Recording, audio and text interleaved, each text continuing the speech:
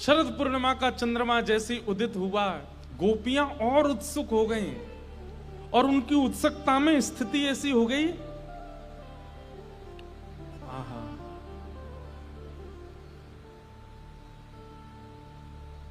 तडोण्डुराजः ककुबः कनैर्मुखम् प्राच्याविलिम्पन्नरुणेन सन्तमैः स च शनीनामुदगाच्छुचो मृजन् प्रियः प्रियाया इव दीर्घदर्शन। चंद्रमा ने जैसे प्रकाश डाला तो ऐसा लग रहा है कि मानो जैसे वृंदावन की परत पर कोई श्वेत कालीन बिछा दी हो।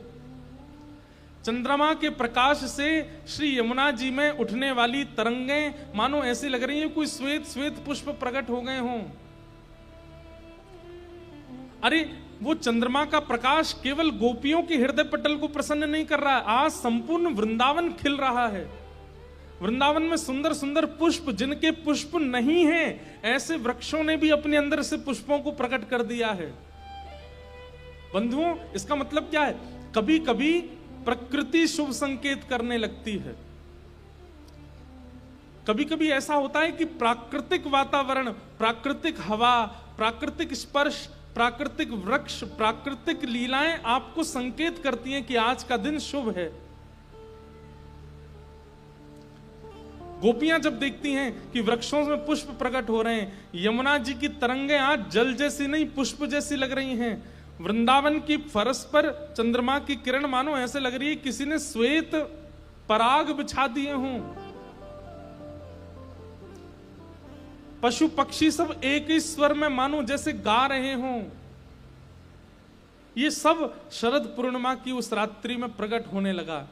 गोपियों के मन में परम आह्लाद हो रहा है। कोई दूध काट रही है, कोई काजल लगा रही है, कोई भोजन बना रही है, कोई अपने बालक को दूध पिला रही है, कोई पति को प्रसाद पवा रही है। सब अपने अपने कार्यों में थोड़ी थोड़ी व्यस्त हैं, पर सबका चित्त लगा है कि आज शरद पूर्णिमा है, आज कृष्ण ने मिलने के लिए आज्ञा की थी। मानो ऐसी हैं कि गेट सेट तो हो चुका है, बस गो कहने की देर है। तैयार बैठी हैं, सब कार्यों में लगी हैं, बस प्रतीक्षा कर रही हैं कि ठाकुर जी एक बार संकेत कर दें और हम तुरंत पहुंच जाएं उनके पास।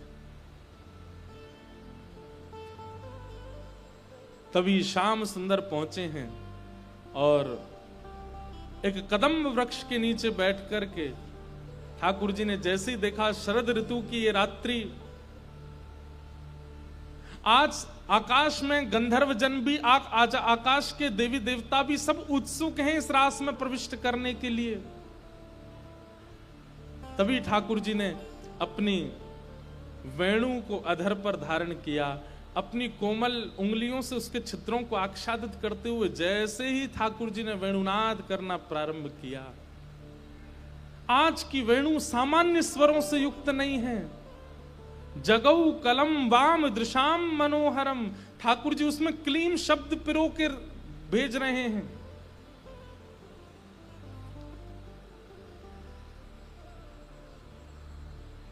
ठाकुर जी के 3 रूप हैं, ध्यान से सुनो।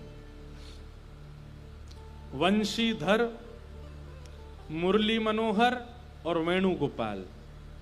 ध्यान से सुनिएगा। वंशीधर, मुरली मनोहर और वेणुगोपाल। एक ही वंशी, उसके 3 वंशी भी है, मुरली भी है और वेणु भी है। वंशी तो एक ही है, लेकिन उसके बजाने का तरीका और जिसके लिए वो बजाई जा रही है उससे उसका नाम परिवर्तित हो जाता है।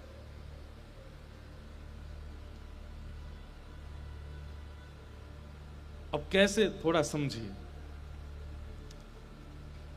ठाकुर जी मुरली कब बजाते हैं?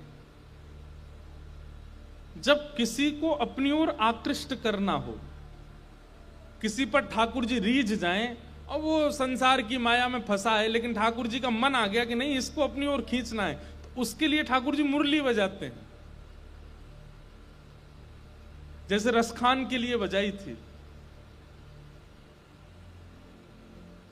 ऐसी मुरली बजाई कि वो रसखान जो संसार के विषय भोग में लोलुप्त था, दौड़ पड़ा वृंदावन के लिए। तो संसार के विषय भोगों में संलिप्त है, लेकिन अचानक ऐसा कुछ होता है कि वो वृंदावन का हो जाता है, ठाकुर जी का हो जाए। समझो उसने मुरली सुनी। वंशी ठाकुर जी अपनों के लिए बजाते हैं, जो ठाकुर जी के हैं। जैसे अभी आप कथा सुन रहे हैं, इस कथा में वक्ता जो सुना रहा है, या कीर्तन सुनते हैं, भजन सुनते हैं, ये सब वंशी की धुन है, क्योंकि आप पहले से ही ठाकुर जी के हो और उनको सुनते रहते हो निरंतर। ये वंशी धुन है। और फिर तीसरी आती है वेणु। वेणु का मतलब क्या है? वेणु का स्वर आते ही नेत्र बंद हो जाएंगे, जिस कार्य में हो वहीं स्थित हो जाओगे, कार्य की पूर्ति करने लायक बचेंगे नहीं। उसी समय बस इच्छा होगी, चाहे जितना बड़ा काम हो, मुझे श्री राधा रमण जी के पास पहुंचना है, नहीं पहुंचा तो प्राण चले जाएंगे। श्री बिहारी जी के दर्शन नहीं किए तो कल कुछ हो जाएगा। श्री राधा वल्लभ लाल जी का महाप्रसाद यदि कल स्वीकार नहीं किया तो शायद हो सकता मैं जीवित ना बचूं। ऐसी विचलनता चित्त में आ जाए तो समझो ठाकुर जी वेणु बजा रहे। और तीनों में आकृति भी परिवर्तित है। ठाकुर जी वंशी बजाते हैं तो अधर के बिल्कुल सन्मुख हस्त कमल होता है, और ठाकुर जी जब मुरली बजाते हैं तो अधर ऊपर और हस्त कमल नीचे होते हैं। और ठाकुर जी जब वेणु नाद करते हैं तो मुखमंडल झुक जाता है और दोनों हस्त कमल ऊपर की ओर हो जाते हैं। वो वेणु नाद है।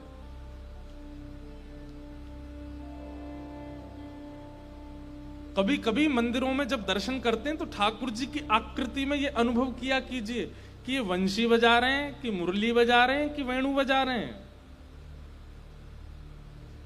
और बहुत तनिक सा ही अनुभव होगा।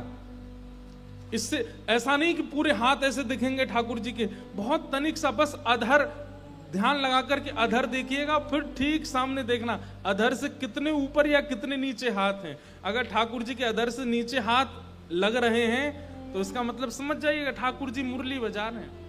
अधर के सन्मुख हैं तो वंशी बजा रहे हैं। मुरली बजाने का मतलब क्या है? अभी ठाकुर जी चाह रहे हैं तुम और समीप आओ।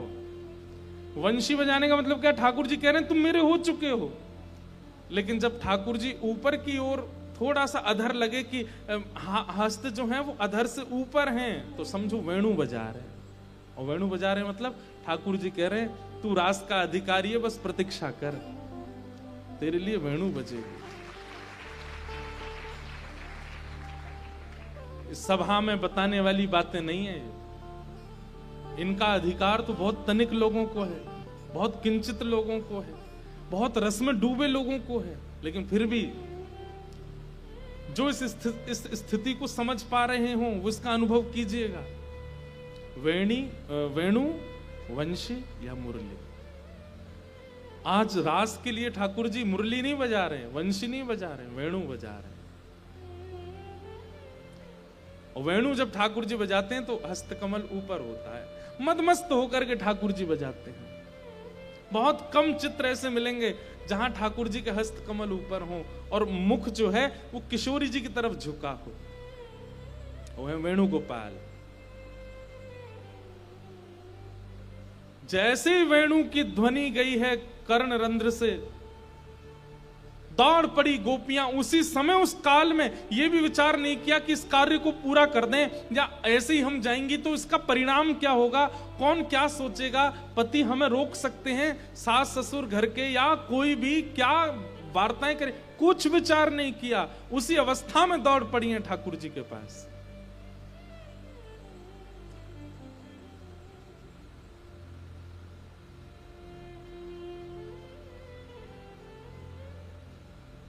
किसी के वस्त्र स्तव्यस्त हैं, किसी ने श्रृंगार विपरीत किया है, ओष्ठ में लगाने वाला आंख में लगा लिया, आंख वाला होठ में लगा लिया है। किसी ने कुंडल विपरीत पहने, पीछे से पहन लिया है। किसी के आधे केश खुले, किसी की चोटी बंधी है, किसी, अरे ऐसी अवस्था में कहां समय है सजने संवरने का।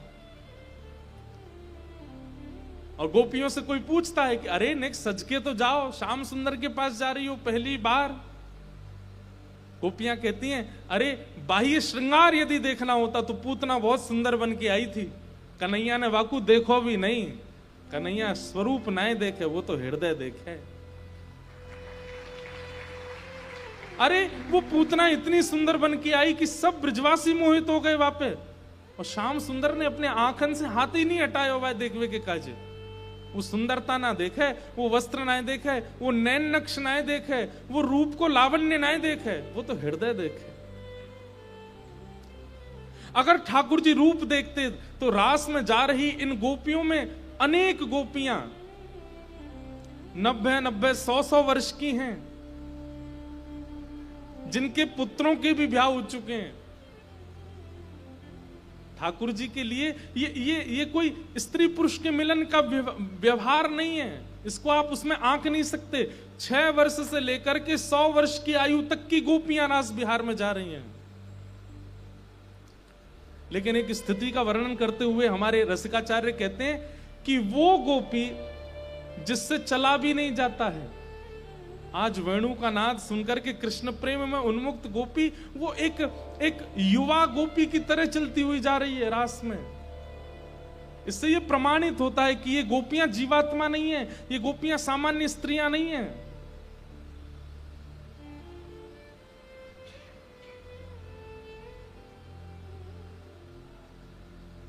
दौड़ पड़ी गोपियां। 6 वर्ष की गोपी, जिसको यही नहीं पता स्त्री पुरुष किसको कहते हैं। आज मैं सुबह कहीं मेरे को पता चला कि कोई ऐसा बोल रहा था, ये संत महापुरुष जो हैं ये वैसे तो इतना ठाकुर जी की, किशोरी जी की लीलाओं को कथा मंच से कहते हैं, और आजकल के युवा जो प्रेम संबंध के उसका इतना विरोध करते हैं। अरे आप किसको किससे कंपेयर कर रहे हो? आप ठाकुर जी के प्रेम को आजकल के युवाओं के प्रेम संबंध से कैसे कंपेयर कर सकते हो? वो इसको तो प्रेम कहना भी अपराध है। ठाकुर जी ब्रज में कितने वर्ष रहे? 11 वर्ष 56 दिन। कितने? और इन 11 वर्ष 56 दिनों में ठाकुर जी ने रास विहार किया, नौका विहार किया, जल विहार किया, गोपियों के संग रास किया, किशोरी जी के संग लीलाएं की। आज भी 11 वर्ष के बालक को यहां खड़ा करके देखिए, क्या उसमें इतना विवेक है कि स्त्री पुरुष किसको कहते हैं या स्त्री पुरुष संग किसको कहते हैं? और वो भी आज की स्थिति जहां पर सब कुछ परोसा जाता है इसके माध्यम से, जहां पर टीवी पर, लैपटॉप में, इंटरनेट के द्वारा सब कुछ सुलभ है, ऐसी स्थिति में भी आज भी 11 वर्ष का बालक इतनी जानकारी नहीं रखता। उस काल में 11 वर्ष 56 दिन के श्री कृष्ण के उस विहार पर आप 22-25 साल के युवा युवतियों के प्रेम को कंपेयर कर रहे हो वहां पे।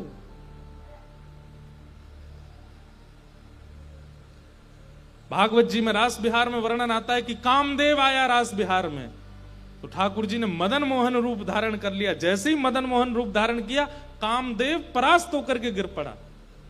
कामदेव कहता है, नाथ स्त्री पुरुष मिलते हैं तो मुझे तो आना होता है। ठाकुर जी बोले, तुझे स्त्री पुरुष दिखते हैं? ये काम लीला नहीं है, ये काम विजय लीला है। यहां पर स्पर्श की इच्छा नहीं है, यहां पर दर्शन की इच्छा नहीं है, यहां पर श्रवण की इच्छा नहीं है। इसलिए इस लीला का ज्यादा विस्तार करने के लिए भी आचार्यों ने मना किया, क्योंकि हम आप सब लोग ऐसी ऐसी वस्तुएं देखते हैं, ऐसी ऐसी विचारधाराओं में रहते हैं कि हम इसको उसी भाव में देखने लगेंगे, पर ये वो भाव का विषय नहीं। असंख्य गोपियां सामने खड़ी हैं और 7 वर्ष के ठाकुर जी वेणुनाद कर रहे हैं, और सब गोपियां ठाकुर जी को प्रियतम मान करके देख रही हैं। ये हमारे प्राणनाथ है। जैसे ही ठाकुर जी ने गोपियों को देखा, ठाकुर जी ने वेणुनाथ को विराम देकर के, स्वागतम वो महाभाग प्रियम किम करवाणि व ब्रजस्यानामयम कश्चित ब्रूता गमन कारणम। आइए आइए आइए, स्वागतम स्वागतम। सब गोपियों का स्वागत है। और अचानक ठाकुर जी के, इतनी रात को आप सब अपने पति परिवार बच्चों को छोड़ करके यहां क्यों आए हैं? आपके आने का कारण जान सकता हूं?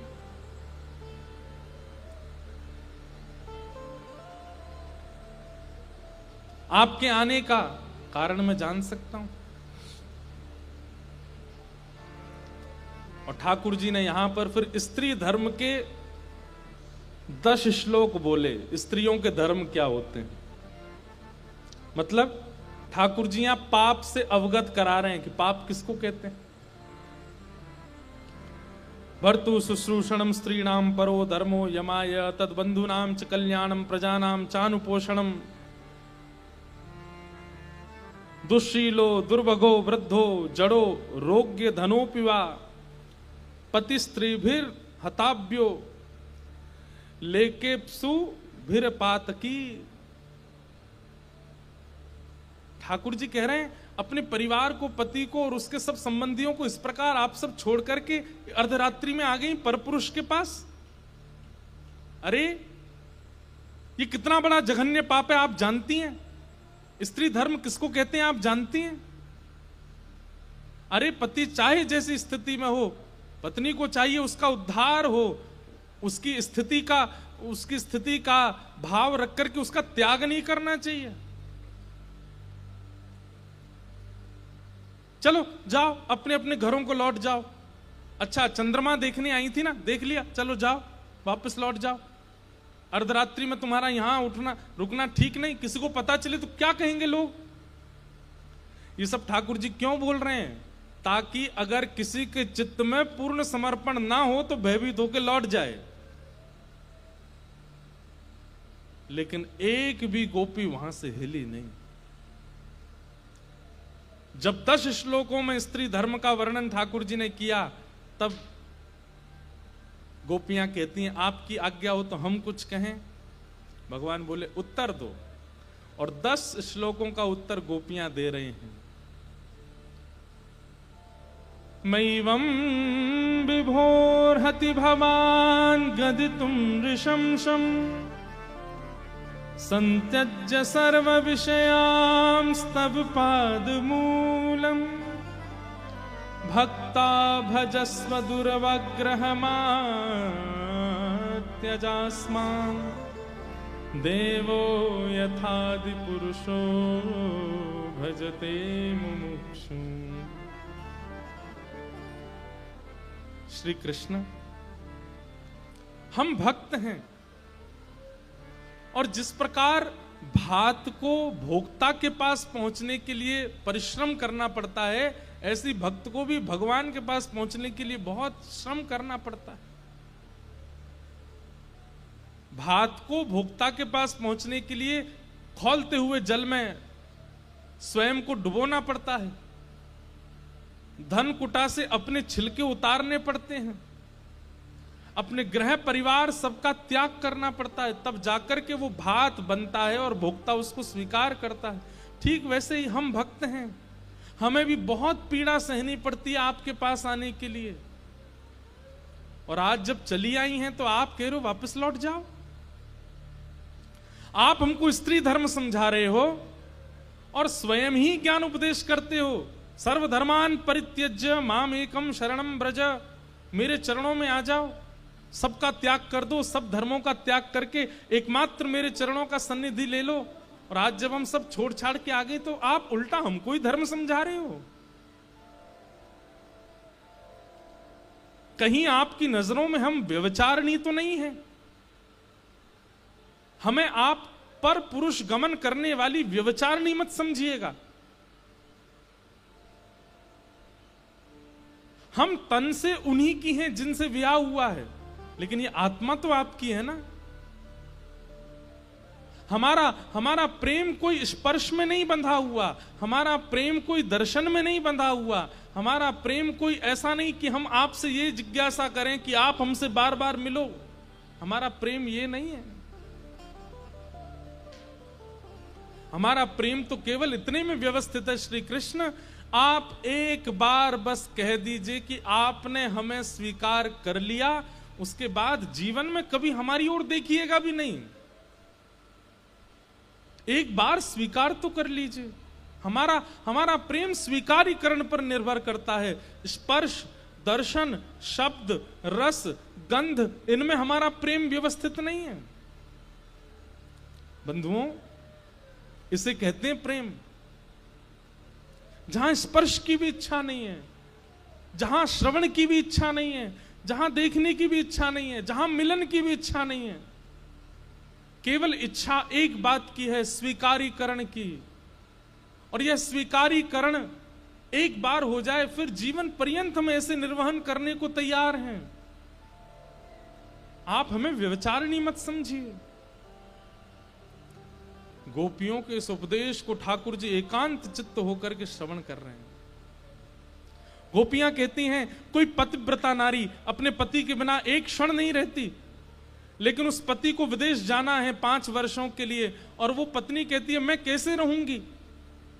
तो पति अपनी जैसी मूर्ति दे जाता है। अब वो पत्नी रोज उस मूर्ति को ही पति मान करके सेवा करती है। लेकिन 5 वर्ष पूर्ण हो जाने पर जब वास्तविक पति आता है तो द्वार पर वास्तविक पति खड़ा है, और भीतर वो मूर्ति वाली पति के साथ, जिसको 5 वर्षों के लिए पति मान करके रह रही है। बताओ उसको क्या करना चाहिए? मूर्ति वाले पति को त्याग देना चाहिए या बाहर खड़े हुए उस पति का त्याग कर देना चाहिए? ठाकुर जी बोले ये कोई पूछने वाली बात है? अरे जब वास्तविक पति द्वार पर हो तो मूर्ति वाले पति को विराजमान कर दो, वास्तविक पति के सन्निधि में जाओ। गोपियां सब मंद मंद मुस्काने लगी, बोले हमें अब और कुछ कहने की आवश्यकता नहीं है, उत्तर आपने दे दिया है। ये सब प्रतिनिधि पति हैं इस शरीर के। वास्तविक जगन्नाथ तो आप हो, वास्तविक स्वामी तो आप हो हमारे। और जब आप हमें प्राप्त हो गए तो फिर हम क्यों स्वीकार ना करें आपको? गोपियों की इस भावना को सुनकर के ठाकुर जी बोले अरे अरे आप सब इतना नाराज मत हो, मैं तो केवल परीक्षा ले रहा था, ये जानना चाह रहा था कि आपका प्रेम कैसा है। और अंत तो गत्वा ठाकुर जी कहते हैं अरे गोपियों तुम कहीं नहीं जाओगी, तुम यहीं बैठो, अब मैं तुम्हारे संग रास विहार करूंगा। और रास विहार का मतलब नृत्य नहीं है, रास विहार का मतलब एक एक गोपी को इतना इंपॉर्टेंस देना, इतनी प्रायोरिटी देना जैसे ठाकुर जी किशोरी जी को देते हैं। अब एक एक गोपी के पास ठाकुर जी जाते हैं, तू मेरे काज का बना के लाई, मैं तुझे बना के लाई, ला मोए पवा दे। ठाकुर जी उसके हाथ से पा रहे हैं। अब वो गोपी इतनी भाव विह्वल हो रही कि मेरे हाथ से श्याम सुंदर पा रहे हैं। किसी गोपी के पास ठाकुर जी जाके कह रहे हैं अरे तेने काजल बहुत बढ़िया लगाया, न एक मेरू लगाए दे। ठाकुर जी के नेत्रों में वो अब प्रत्यक्ष ठाकुर जी सन्मुख आकर के अपनी सेवा करा रहे हैं। यही रास है, ये रास है। ठाकुर जी किसी को अरे तू तो बहुत अच्छा नृत्य करे, मैंने वादना देखो, ने मोह नृत्य करना सिखा दे। वो गोपी ठाकुर जी को नृत्य करना सिखाती है। कोई गोपी को गायन बहुत सुंदर, ठाकुर जी उससे गाना सीख रहे हैं। इस प्रकार प्रत्येक गोपी को ठाकुर जी सुख प्रदान कर रहे हैं। यही रास है।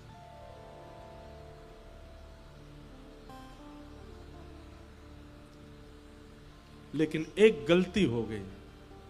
क्या? इन गोपियों को इतना ठाकुर जी समय दे रहे थे, इतना सामिप्य दे रहे थे, इतने भाव से अपनी प्रभुता भूल करके इन गोपियों से मिल रहे थे। इन गोपियों के चित्त में सूक्ष्म अभिमान आ गया।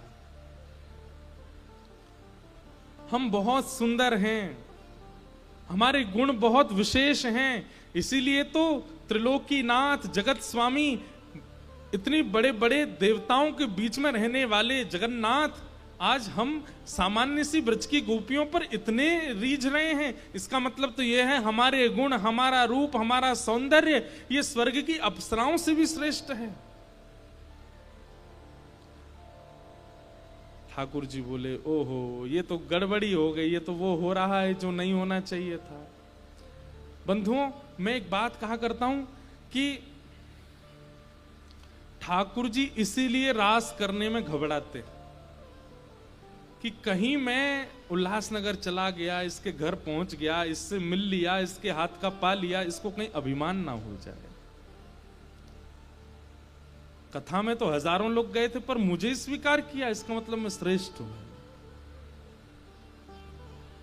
इस अभिमान के भय के कारण हमारा भजन बहुत उचित है, हमारा नाम जप बहुत उचित है, हमारी सर्व व्यवस्था उचित है, लेकिन ठाकुर जी स्वीकार करने में पीछे रह जाते हैं, क्योंकि उनको हमारे हृदय का भय है कि कहीं अभिमान ना कर ले। और इस अभिमान से बचने का एक ही तरीका है, गुरु आश्रय। गोपियां बिना गुरु के पहुंच गई हैं रास में। गोपियों की गुरु कौन है? किशोरी जी। अभी तक किशोरी जी नहीं आई है रास में, और किशोरी जी का ना आने का कारण गोपियों के चित्त में अभिमान आ गया।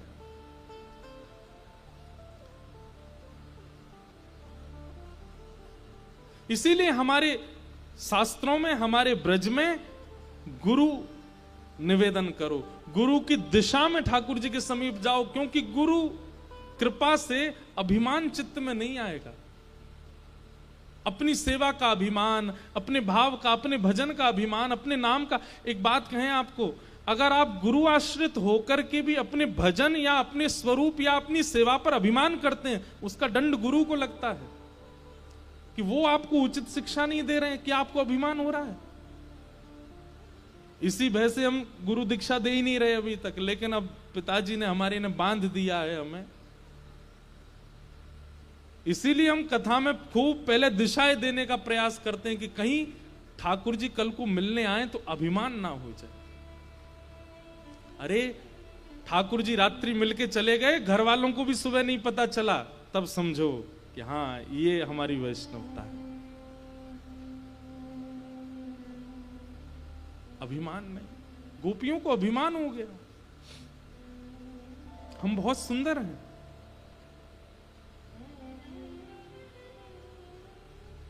ठाकुर जी बोले मुझे ये प्रिय नहीं है।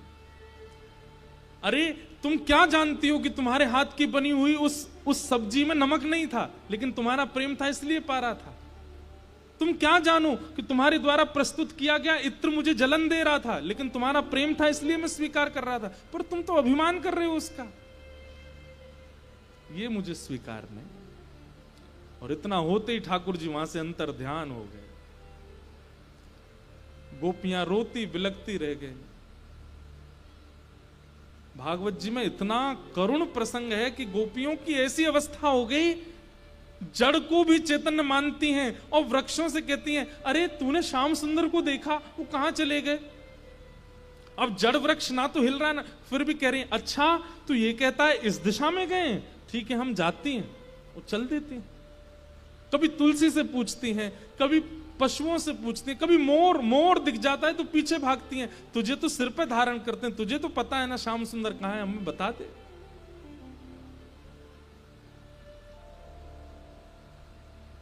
आत्मग्लानि करने लगी, हम में मान क्यों आ गया, ये अभिमान क्यों किया हमने।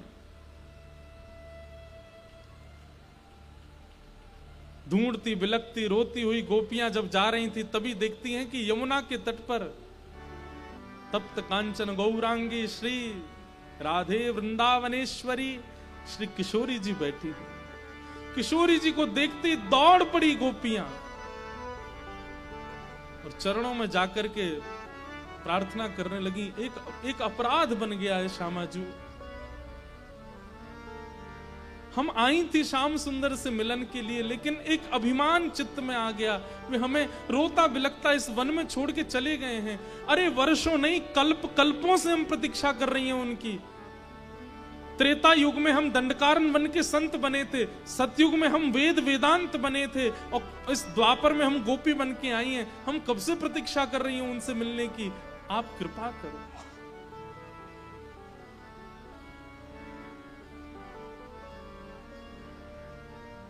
हे सुने राधिका दुलारी,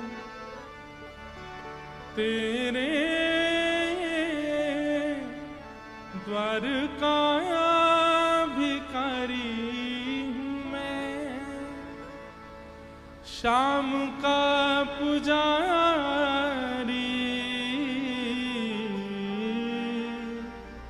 पीड़ा है हमारी हमें श्याम ना मिला, श्याम ना मिला,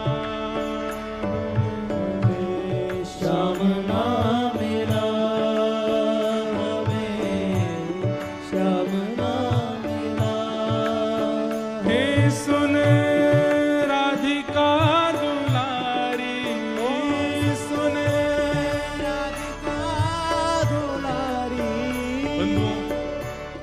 सबको याद है, लेकिन नेत्र बंद कीजिए और स्वयं को उस वन में खोई हुई गोपी मानिए।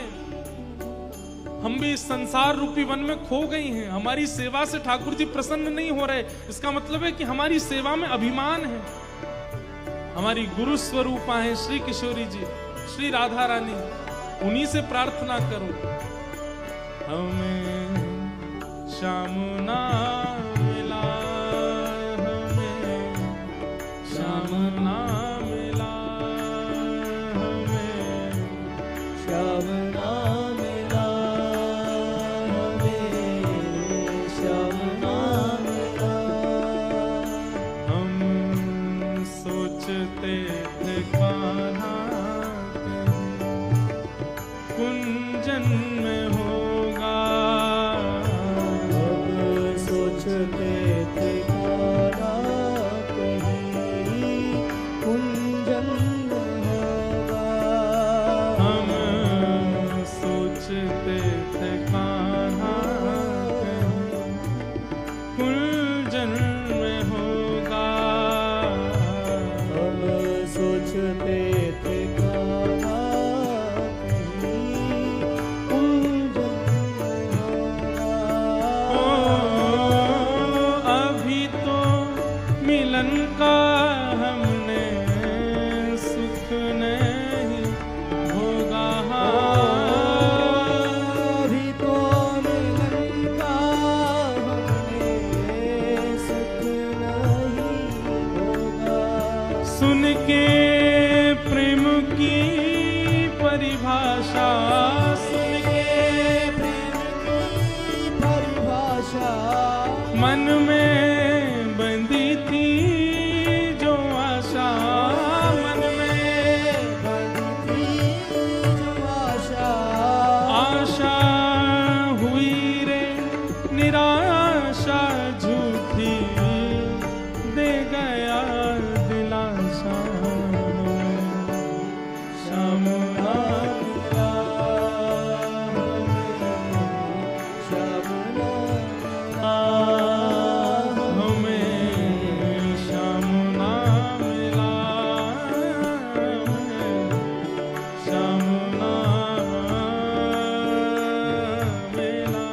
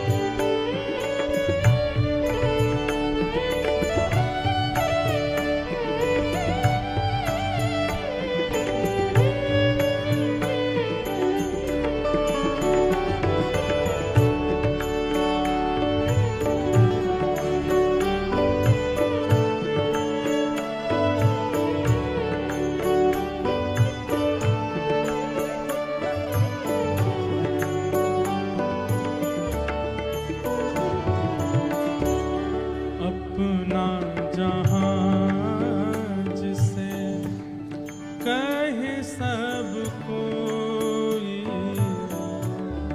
अपना जहां जिसे कहे सब कोई। अपना जहां जिसे कहे सब कोई, अपना जहां जिसे कहे सब कोई। उसके लिए मैं दिन रात रोई, उसके लिए मैं दिन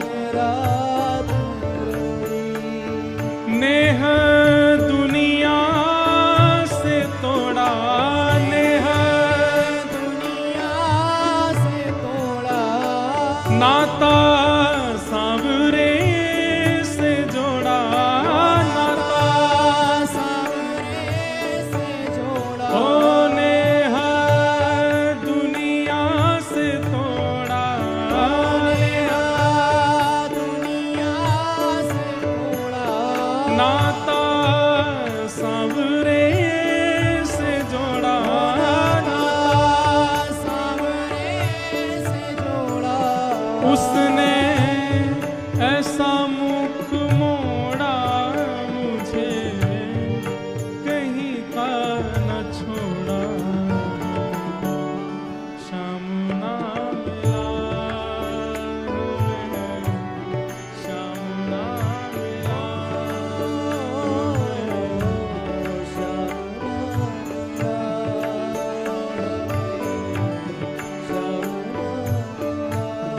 हे सुने राधिका दुलारी सुने राधिका दुलारी तेरे द्वार का भिखारी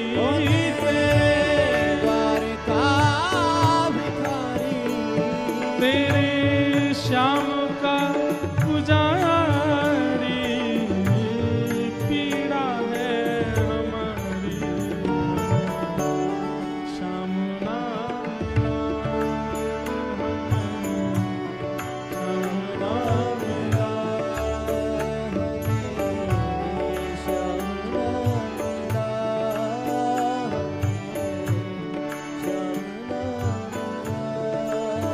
हमें श्याम ना मिला हमें श्याम ना मिला हमें श्याम ना मिला हमें श्याम ना मिला। बंधुओं, कोई वस्तु जीवन में कभी मिले ही ना तो उसका कष्ट इतना नहीं होता, लेकिन कोई वस्तु प्राप्त होकर के फिर भी छूट जाए उसका कष्ट बहुत होता है। गोपियों को इस बात का कष्ट तो है ही कि ठाकुर जी चले गए, लेकिन इस बात का कष्ट ज्यादा ही तो मिले ही क्यों? जब जाना था तो आपको आना नहीं था हमारे समीप, और इसलिए वो किशोरी जी के पास जाकर के रुदन कर रहे हैं। क्योंकि कई बार कोई वस्तु अगर मिली ही नहीं है तो आपको उसका स्वभाव नहीं पता, आपको उसका आस्वादन नहीं पता, उसकी उपस्थिति का माहौल नहीं पता, तो उसके ना प्राप्त होने का कष्ट थोड़ा होता है। लेकिन कोई वस्तु प्राप्त हो गई है तो आप उसके स्वभाव से अवगत हैं, आप उसके आस्वादन से अवगत हैं, आप उसकी उपस्थिति जानते हैं, और फिर वो यदि चला जाता है तो उसका कष्ट बहुत कठिन होता है। हम गोपियों की पीड़ा नहीं समझ सकते क्योंकि अभी तक श्याम सुंदर का अनुभव किया नहीं है हमने, और अनुभव करा के वो गए नहीं है हमसे दूर।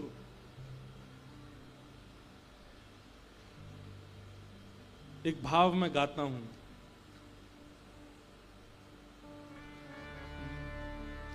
प्रेम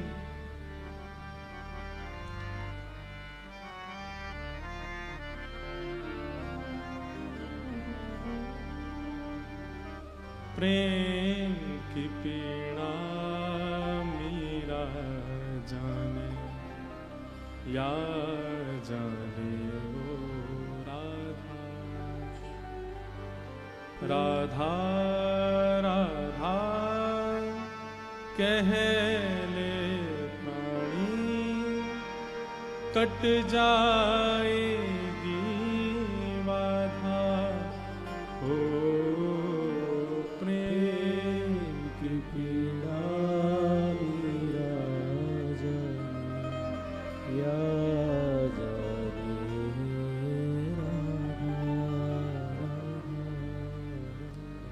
प्रेम की पीड़ा वही जान सकता है जिसने अनुभव किया होगा।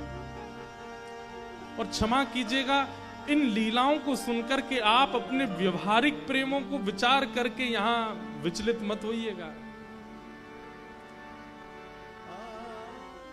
जिसने कभी श्री कृष्ण के दर्शन का आस्वादन नहीं किया, उपस्थिति का आस्वादन नहीं किया, उनका विछोह वो कैसे जाने, जिस स्थिति में अभी गोपियां हैं। तब कथामृतम तप्त जीवनम कविभिरीडितम कल्मषापहं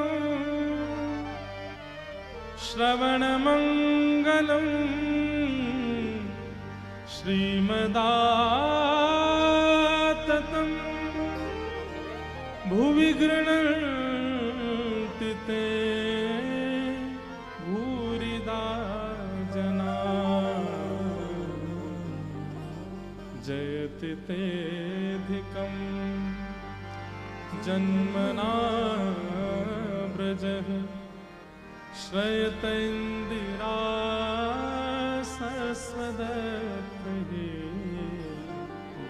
दैतदृश्यता दिक्षु तावक स्त्वयि धृता सवस्त्वां विचिन्वते जयति तेऽधिकम्। गोपियों ने किशोरी जी की आज्ञा से गोपी गीत गाया। और एक बात याद रखिएगा बंधुओं, पीड़ा में केवल रुदन है तो वो कहीं ना कहीं आकर्षण में था, इसलिए रो रहा है केवल। लेकिन पीड़ा में शब्द हैं, पीड़ा में गायन है, पीड़ा में विचारधाराएं हैं, तो समझो वो प्रेम में था।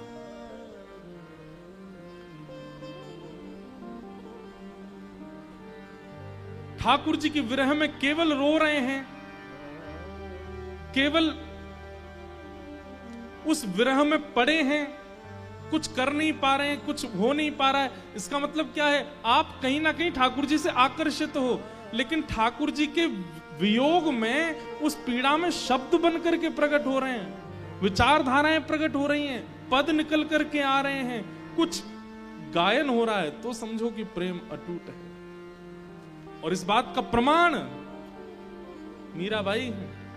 विरह में भी शब्द प्रकट होते हैं, विरह में शब्द प्रकट होते हैं कुंभनदास जी के, कृष्णदास के, सूरदास के, गोस्वामी तुलसीदास के, कबीर दास के, रहीम दास के। ये कहीं रो करके पड़े नहीं है कोने में, हाय राम ये क्या हो गया, कहां चले गए ठाकुर जी, हमें बैरागन बना करके, हमें जोगन बना करके ठाकुर जी कहां चले गए। नहीं, शब्द प्रकट हो रहे हैं, गायन हो रहा है। ये प्रमाण है कि प्रेम अटूट था। और इसका प्रमाण गोपियों ने भी दिया कि जब वह प्रेम अपनी चरम स्थिति में आ गया तो गोपियों के शब्द भी गायन बनकर के निकलने लगे और गोपी गीत गाया गोपियों ने। यत्ते सुजात चरणा गुरुहं स्तनेषु भीतासने प्रियदधि महिकर्कशेषु तेनाटवीमटसितत् व्यतते न किंस्वित् कूर्पादिभे भ्रमति धे भवदायुषाम्।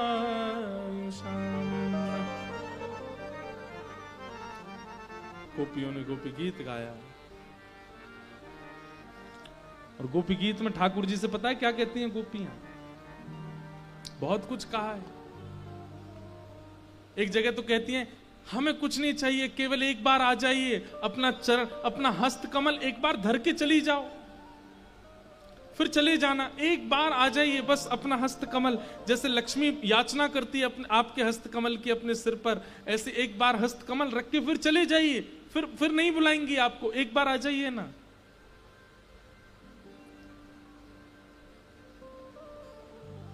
नहीं आते ठाकुर जी तो गोपियां कहती हैं अरे ये ठाकुर जी की गलती नहीं है, ये तो इनकी कथा की कृपा है। अगर कथा ही ना सुनी होती तो कभी कृष्ण से प्रेम ना होता। किसी ने कहा तो फिर सुनती क्यों हो कथा? तब कथा अमृतम, अमृत जैसी लगती है, क्या बताएं। बहुत रोकती हैं खुद को कि ना सुनना पड़े, लेकिन फिर भी खिंची चली जाती हैं उस कथा के प्रति। इस प्रकार गोपियां रुदन करती हैं लेकिन जैसे ही गोपियों ने रोना प्रारंभ किया, गाते गाते गाते गाते जब शब्द रुक गए और रुदन प्रारंभ हो गया, उस विचलनता को किशोरी जी देख नहीं पाई और तुरंत ठाकुर जी को आज्ञा की है।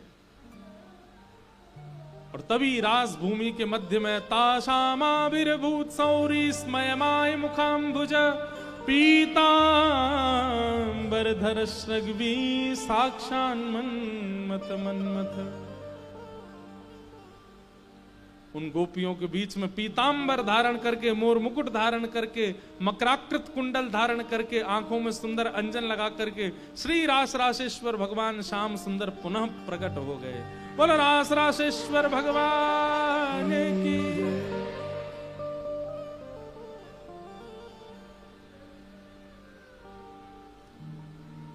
पाना है तो गाना तो पड़ेगा,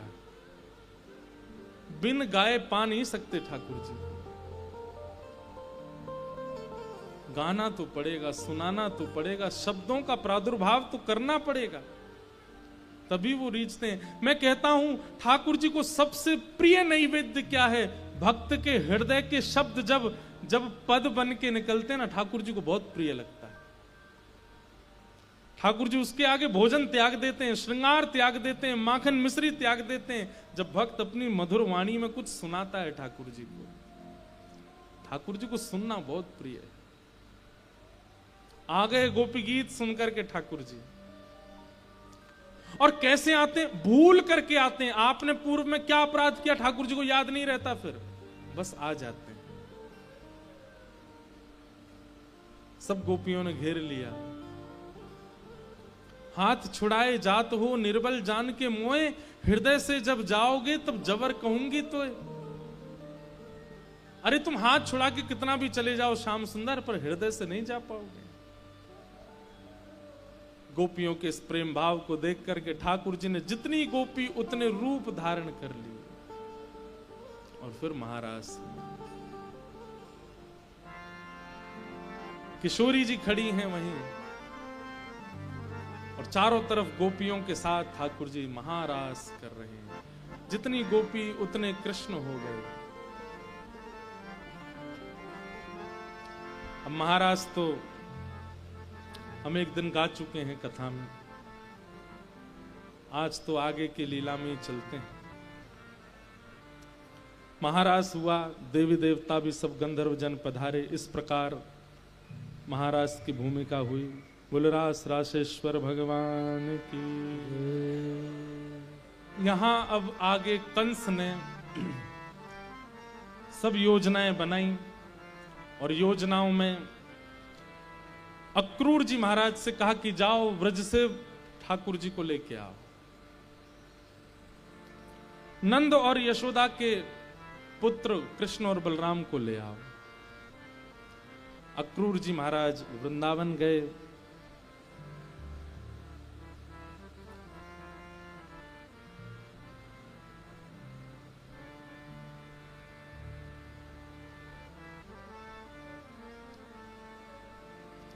अक्रूर जी महाराज वृंदावन गए। इतना सुंदर वर्णन है कि श्री अक्रूर जी महाराज जब व्रज वृंदावन जा रहे हैं तो रास्ते में विचार करते हुए जा रहे हैं कि कहीं श्री कृष्ण और राक्षसों की तरह मथुरा से आए हुए मुझे भी राक्षस मान करके कहीं मार तो नहीं देंगे। लेकिन तभी मन में सोचते हैं कंस के हाथों से मरना से अच्छा तो ठाकुर जी के हाथों मर जाएंगे। अक्रूर जी महाराज वृंदावन पहुंचे। नंद यशोदा ने जैसी देखा द्वार पर एक स्वर्ण रथ आया है, अक्रूर जी महाराज उतर करके भीतर आए। नंद बाबा ने कहिए भैया आपको परिचय कहा है?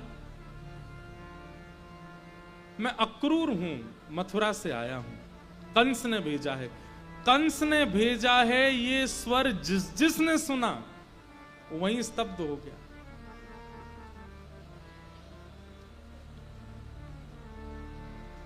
नंद बाबा बोले भैया हमसे कोई अपराध है क्यों?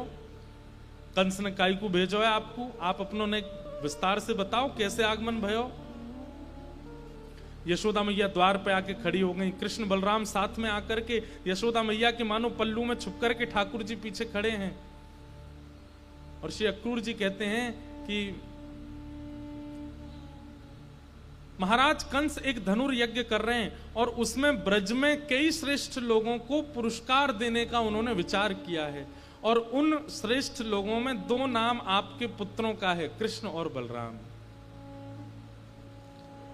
यशोदा मैया बोल पड़ी, भैया पुरुषन को पुरस्कार दे, हमारे लाला तो भी बालक हैं, इनको पुरस्कार, और वो भी कंस क्या, हमें कोई पुरस्कार नहीं चाहिए।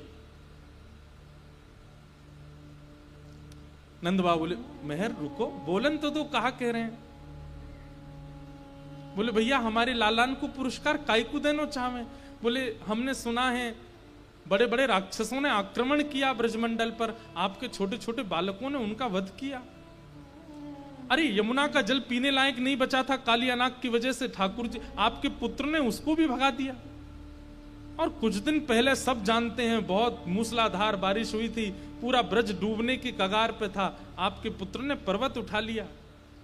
ऐसी दैवी शक्तियों से युक्त आपका पुत्र है, महाराज कंस उसको उपहार देना चाहते हैं।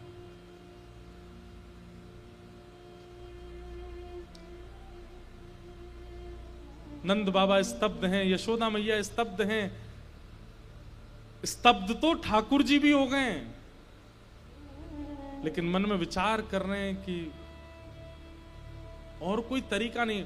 बंधु हुआ ऐसा है कि 3 दिन पहले नारद जी मिलके गए थे ठाकुर जी से, ठाकुर जी वन में गैया चरा रहे थे। आप सबसे हमारी एक प्रार्थना है, अगर हम थोड़ी देर नेत्र ना खोलें तो आप सब कथा सुनते रहिएगा, क्योंकि ये विषय प्रसंग कुछ ऐसा है कि यहां बाह्य देख करके वो भाव मैं नहीं कह पाऊंगा, इसलिए आप लोग व्यवस्थित कथा सुनते रहिएगा।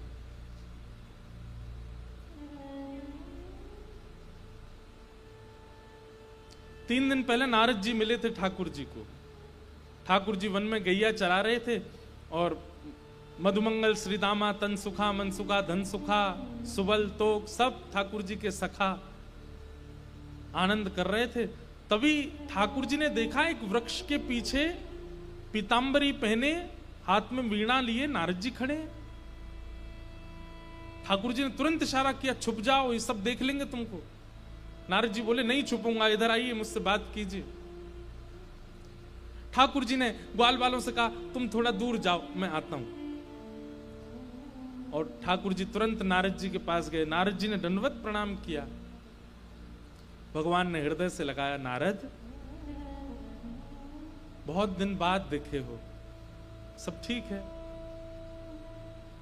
नारद जी बोले, कुछ भी ठीक नहीं है नाथ। ठाकुर जी बोले, क्यों, क्या हुआ? क्या हुआ? आप पूछ रहे हैं क्या हुआ? पृथ्वी का भार हल्का करने आए थे आप, कंस के दुष्ट आचरण को नष्ट करने के लिए आए थे आप।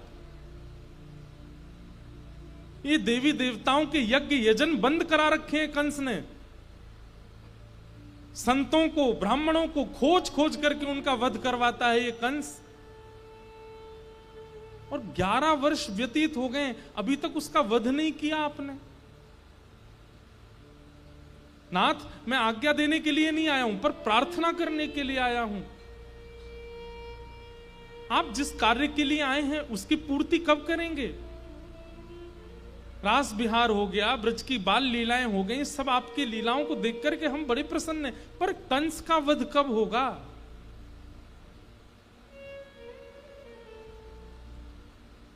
बंधुओं, आप सुनकर के आश्चर्यचकित हो जाएंगे। पर ब्रह्म परमात्मा त्रिलोकीनाथ स्वामी जगन्नाथ श्री कृष्ण कह रहे हैं, नारद सच पूछे तो मैं भूल गया था कि मुझे कंस को मारना है। इन ब्रजवासियों के प्रेम में, इन ब्रजवासियों के स्नेह में मैं इतना व्यस्त हो गया हूं कि मुझे और कुछ विचार करने की इच्छा नहीं होती। अरे नारद, मैं ये भी भूल गया हूं, तुझे देख करके मुझे याद आया कि मैं परमात्मा हूं। मैं ये भी भूल जाता हूं कि मैं ईश्वर हूं। प्रेम का आवरण बहुत विशाल है नारद। उसके आगे मैं जो वेदों में वर्णन करवाता हूं कि मोह और इन सब के बंधनों से मुक्त होने का क्या क्या उपाय होता है। मैं स्वयं को इन ब्रजवासियों के प्रेम में स्वयं को बंधा हुआ अनुभव करता हूं। कंस को मारना है ये मुझे याद नहीं था। नारद जी खड़े हो गए, बोले आप ये भूल गए कि कंस को मारना है? अगर आप भूल गए हैं तो मुझे बहुत कुछ याद दिलाना पड़ेगा। कंस को मारना है, जरासंध का वध करना है, काल यवन का वध करना है। जरासंध 16 बार चढ़ाई करेगा, उसकी समस्त सेना को नष्ट करना है, क्योंकि उसकी सेना में ही पृथ्वी पर भार बने हुए सारे राक्षस रहते हैं। द्वारिका की स्थापना करनी है, परांबा जगदंबा लक्ष्मी रुक्मणी रूप में आएंगी, उनसे विवाह करना है। महाभारत का युद्ध करा करके अर्जुन को गीता का ज्ञान उपदेश दे करके पूरे विश्व को ज्ञान से अवगत कराना है।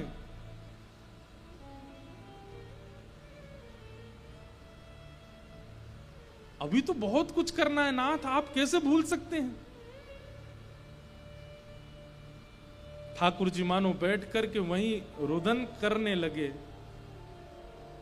नारद जी बोले, भगवान क्या हुआ? आप मुझे बताएंगे कि रुकावट कहां है, मैं कुछ आपकी मदद करूं।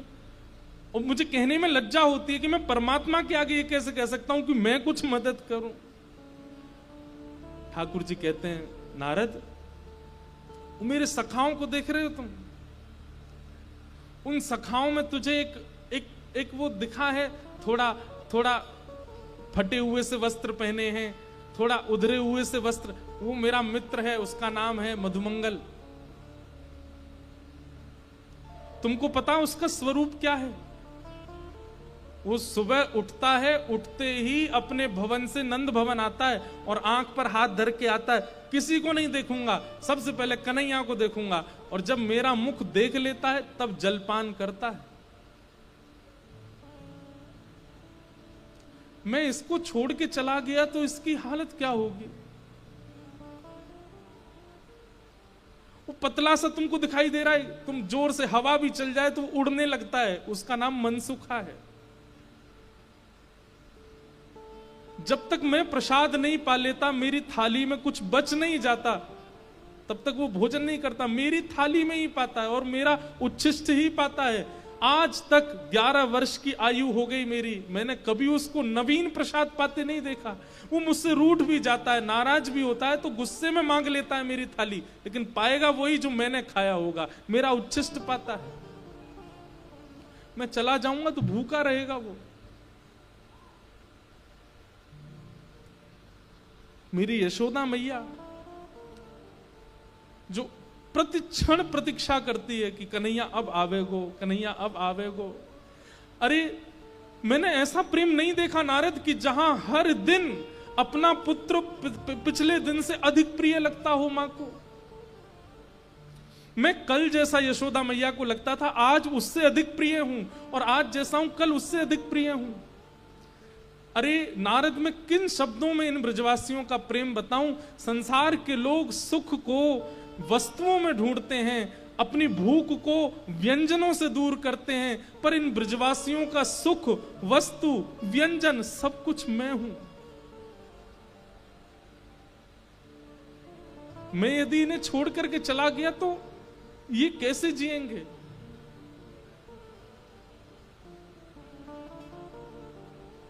हमारे रसिकजन वर्णन करते हैं कि नारद जी का हाथ पकड़ लिया ठाकुर जी ने, और ठाकुर जी नारद जी के आंखों में देखते हुए कहते हैं, नारद मेरा एक काम कर देगा। नारद बोले, क्या?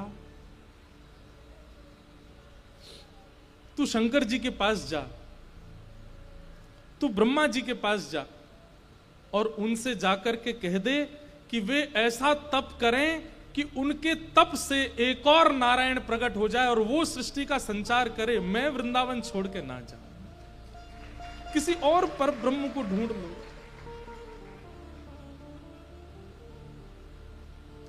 क्या पर ब्रह्म की पदवी कोई और ले सकता है? नारद, मैं इन ब्रजवासियों से दूर नहीं जा सकता। बंधुओं, श्री कृष्ण को सबने कोसा, सब प्रश्न उठाते हैं कि भगवान रोता बिलखता छोड़ गए ब्रजवासियों को, इतना इतना अत्याचार करके गए गोपियों पर, यशोदा मैया को रोता छोड़ गए, ऐसा करके गए। अरे उनकी स्थिति किसी ने देखी नहीं।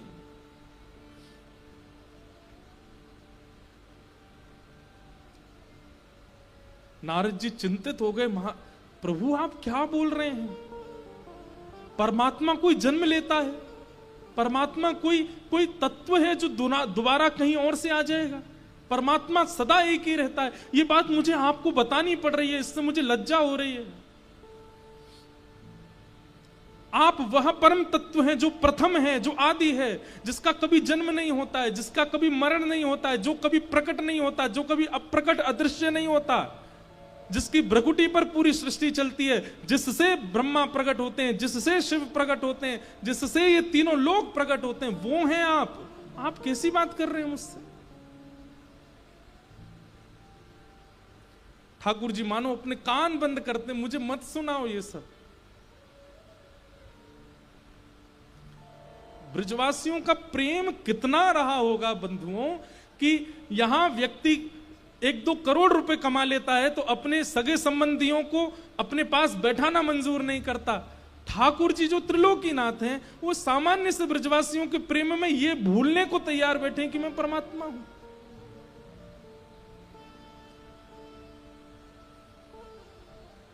नारद जी कहते हैं, भगवान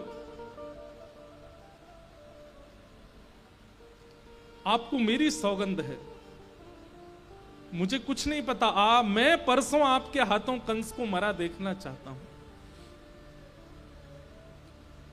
और ये पूरी लीलाओं का विस्तार आपको करते हुए पुनः वैकुंठ आना है। और ऐसा कहकर के नारद जी वहां से अंतर ध्यान हो गए। बंधुओं, जिस दिन अक्रूर जी को आना है ना, उस दिन ठाकुर जी इतने विचलित हैं कि आज ना तो हंस रहे हैं, ना पा रहे हैं, ना खेल रहे हैं, ना घूम रहे हैं। जैसे ही अक्रूर जी आ गए, मानो जैसे ठंडे पड़ गए हों श्री कृष्ण की, अब वो समय आ गया। और अब अक्रूर जी कह रहे हैं कि कंस ने पुरस्कृत करने के लिए बुलाया है, नंद यशोदा दोनों मना कर रहे हैं, नहीं हमारो लाला नहीं जाएगो। तब अत्यंत कष्ट में, अत्यंत वेदना में अपने हृदय पर पत्थर रखते हुए श्री कृष्ण रोने लगते हैं और मैया यशोदा से कहते हैं, मैया हम बे तू क्यों चाहेगी कि मुझे पुरस्कार मिले? तू तो बस मुंह को उखल में बांधनो चावे, तू तो मेरे पीछे छड़ी लेके भागनो चावे, तू तो बस अपनी गैयान को चरवानो चावे, तू क्यों चाहेगी कि मुझे पुरस्कार मिले? दुनिया के बालक ऐसे ऐसे पुरस्कार जीत के आमे, मेला देखवे जामे। मैं और दाऊ दादा कभी वृंदावन से बाहर भी गए, कभी जानी ना दे हमें। अरे दाऊ दादा जा, मैया की तो ऐसी मन में है जी हम दोनों ने घर में ही बूढ़ा कर लेगी, कहीं ना जान देगी हमें। ये सब बात ठाकुर जी हृदय पर पत्थर रख के कह रहे ताकि मैया के मन में संवेदना हो जाए और मैया जाने की स्वीकृति दे। ठाकुर जी रूठ करके भीतर चले गए, नाटक कर रहे हैं, मन से नहीं चाहते पर कुछ तो करना पड़ेगा जाने के लिए। यशोदा मैया घबरा गई, अरे मेरो लाला तो बहुत मन में ले गयो भैया बात को। यशोदा मैया गई, हृदय से लगा, श्याम सुंदर, अरे कन्हैया सुन, तू को कैसो पुरस्कार चाहिए, मैं दे दूंगी, तू को नंद बाबा से दिला दूंगी। ठाकुर जी गोद से उतर के जाने लगे, मोह ना चाहिए मैया, सब घर में ही व्यवस्था कर दो, मुझको यहां तक कहीं मत जान दियो तुम।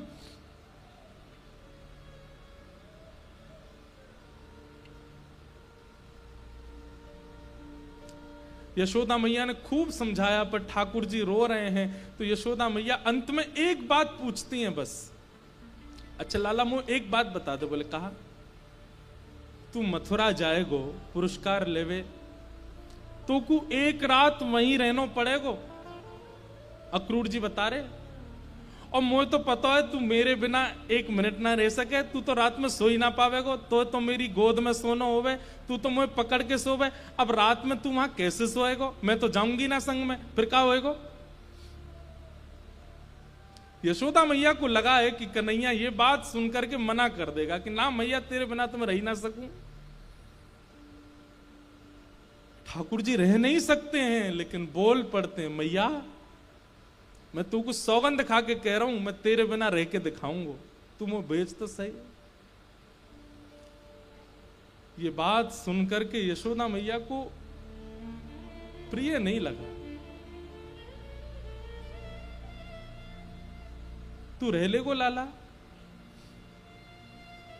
हाँ मैया रह लूंगा, तू भेज तो। इसके बाद मैया कुछ नहीं बोली।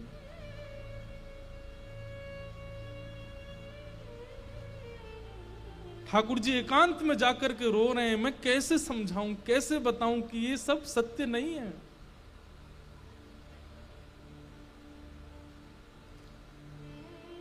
रात्रि का समय हो गया, पूरे ब्रज में हवा की तरह बात फैल गई। आज ब्रजमंडल में आनंद नहीं है। आज ना तो किसी घर में गाय का दूध निकाला गया है, ना कहीं पशु पक्षी चहक रहे हैं, ना किसी प्रकार की कोई व्यवस्था हो रही है।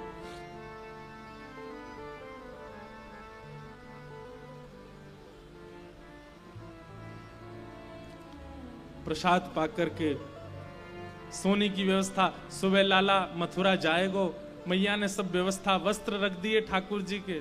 लाला जे पहन लियो कल, और पुरस्कार लेके तुरंत आ जाइयो वृंदावन। हाँ मैया मैं परसों आ जाऊंगा।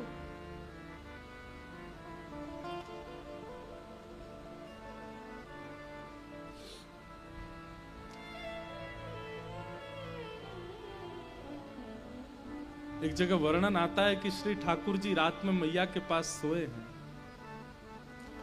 और मैया को अंक में भर करके सोए हैं।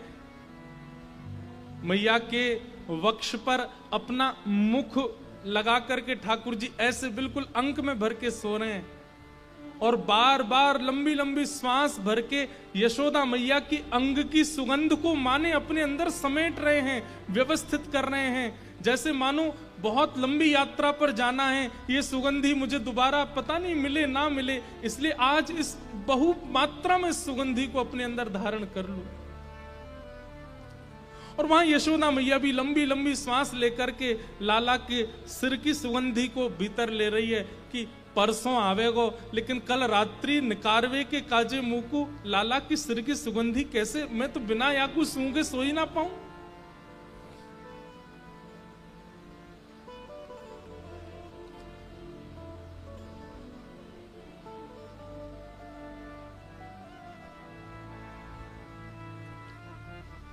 प्रातः काल का समय हो रहा है और श्री यशोदा मैया अत्यंत व्याकुल हैं। सूर्य उदय होते समय सब ब्रजवासी प्रार्थना कर रहे हैं, हे सूर्य नारायण आप उदित मत हो, क्योंकि आपके उदित होते ही कन्हैया चलो जाएगो। सूर्य उदय जैसे ही हुए, सब ब्रजवासियों के रो नहीं रहे हैं, बस सिसकारियां चल रही हैं कि अब हम कैसे जिएंगे।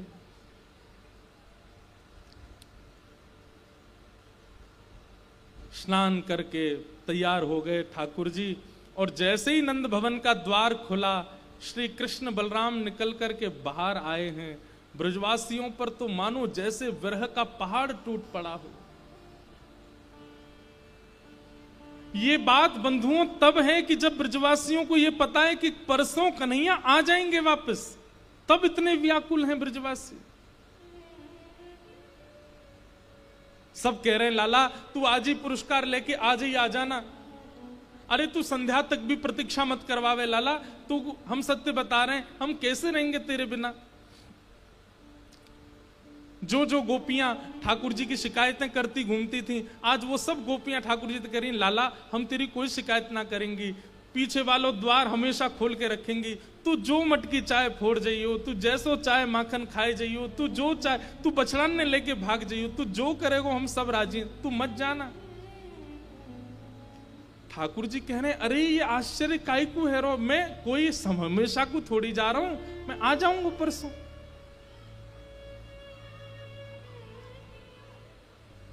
कई लोग इसमें प्रश्न कर बैठते हैं कि ठाकुर जी झूठ क्यों बोल रहे हैं।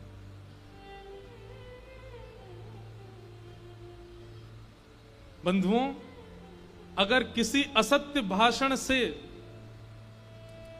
अपने प्रियजनों के प्राण बच रहे हों तो वहां असत्य बोलना दोष नहीं होता। ठाकुर जी सत्य बोल देंगे ना तो ये ब्रजवासियों के प्राण चले जाएंगे, कोई जीवित नहीं बचेगा इनमें से। कई बार उम्मीद देना इसलिए आवश्यक होता है कि हमारे प्रिय के प्राण उस उम्मीद पर टिके रहें।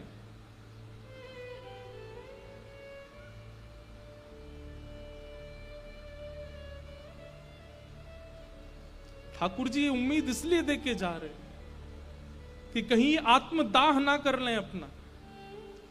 अरे तुम तो ऐसे रो रहे हो जैसे मैं हमेशा को जा रहा हूं। अरे परसों आ जाऊंगा मैं, और दाऊ दादा है ना मेरे संग, जल्दी ले आवेंगे मोकू। सब ब्रजवासियों से मिल रहे हैं, सब सखाओं से मिल रहे हैं। एक जगह वर्णन करते हैं कि किशोरी जी के सामने ठाकुर जी गए और किशोरी जी से अपनी कुछ भाषा में ठाकुर जी कहते हैं, हे श्यामाजू, आप तो सब जाने, आप तो अंतर्यामी हैं कि मोकू लीला विस्तार के लिए ब्रज से बाहर जानो पड़ेगा, कृपा करके मोए आज्ञा दो।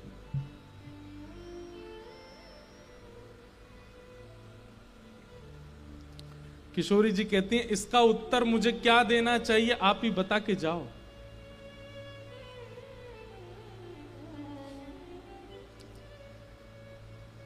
प्रिय जब जा रहा हो तो उसको रोकते नहीं है, टोक लग जाती है। और प्रिय यदि जा रहा हो और उसको कोई रोके ना तो फिर प्रेम कैसा?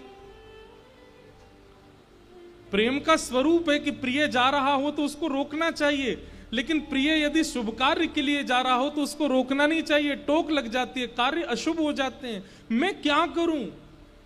मैं प्रेम के स्वरूप में हूं, इसलिए मुझे रोकना चाहिए। लेकिन आप शुभ कार्य का बहाना करके जा रहे हैं तो मैं रोकती हूं तो टोक लग जाएगी। अब इसका उत्तर मैं क्या दूं कि आप जा रहे हैं, मैं रोकूं कि ना रोकूं? बताइए। रोकती हूं तो टोक लगती है, ना रोकूं तो मेरा प्रेम कैसा? आप ही बताओ श्याम सुंदर, क्या कहूं मैं, जाओ या ना जाओ?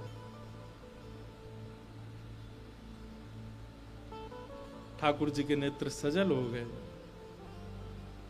और किशोरी जी के चरणों की ओर देखते हुए श्याम सुंदर मौन वहां से आगे हो गए, रथ पर आरूढ़ हो गए। जैसे ही रथ पर आरूढ़ हुए सब ब्रजवासी मानो रथ को पकड़ रहे हैं। कोई कह रहा है इसका चक्का टूट जाए या कि घोड़ा बीमार पड़ जाए। अरे रथ चालक, ये अक्रूर नाम कौन ने धर दिया? या को ये तो महाक्रूर है, ठाकुर जी को लेके जा रहा हूं हमसे दूर। ब्रजवासियों की इस अवस्था को देखकर के श्री अक्रूर जी महाराज सोचने लगे, ये सामान्य बात नहीं है, ये सामान्य स्थिति नहीं है। और श्री अक्रूर जी महाराज तुरंत रथ से उतर करके दौड़ करके गए और यशोदा मैया को कक्ष में ले जाकर के बोले, मां आप कहीं ज्यादा उम्मीदों में ना रहने लगो, इसलिए मुझे आपको सत्य बताना पड़ेगा, 2 मिनट मेरी बात बहुत ध्यान से सुनिएगा। यशोदा मैया बोली, अरे मेरो लाला जा रहा हूं मिलन, तो बोले मेरी बात सुनिए एक बार। और सब बाहर व्यस्त थे। अक्रूर जी महाराज यशोदा मैया को भीतर कक्ष में ले जाकर के बताते हैं, मैया आज से 11 वर्ष 56 दिन पहले भादों की रात्रि अष्टमी को आपके यहां कृष्ण का जन्म नहीं हुआ था। आपके यहां एक लाली ने जन्म लिया था। ये श्री कृष्ण आपके पुत्र नहीं है, ये श्री कृष्ण देवकी के पुत्र हैं, ये वसुदेव के पुत्र हैं। कंस ने अष्टम गर्भ को नष्ट करने का संकल्प लिया था, इसलिए कंस से अपने बालक की सुरक्षा करने के लिए वसुदेव जी अर्धरात्रि में पता नहीं कैसे कारागृह खुल गए, दरबान सो गए, वो उस बालक को लेकर के गोकुल आए और आपके बगल में नवजात बालिका की जगह इनको सुला करके उस बालिका को ले जाकर के कंस को दिया है।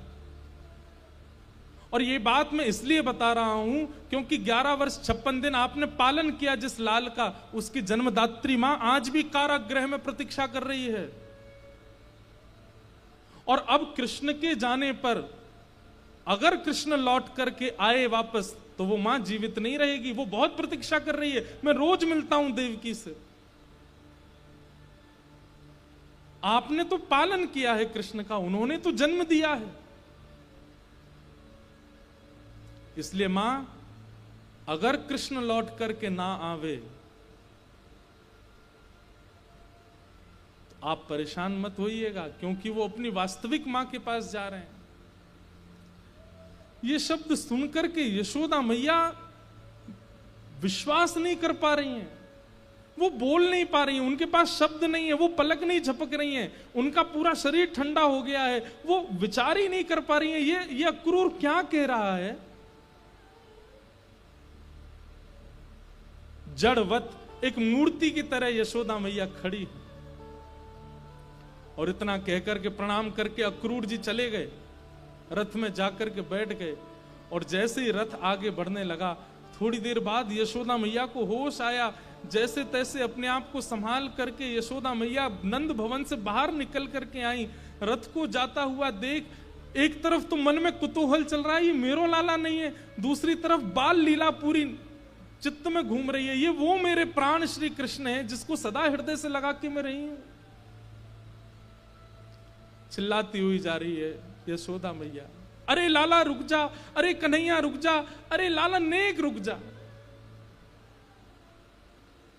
यशोदा मैया का स्वर सुनकर के ठाकुर जी स्वयं को रोक नहीं पाए, चलते हुए रथ से कूद पड़े और दौड़ करके जाके यशोदा मैया के अंक में भर गए। खूब रो रहे हैं ठाकुर जी, नहीं जाना चाह रहे। यशोदा मैया कहें, लाला अपनो बहुत ध्यान रखियो।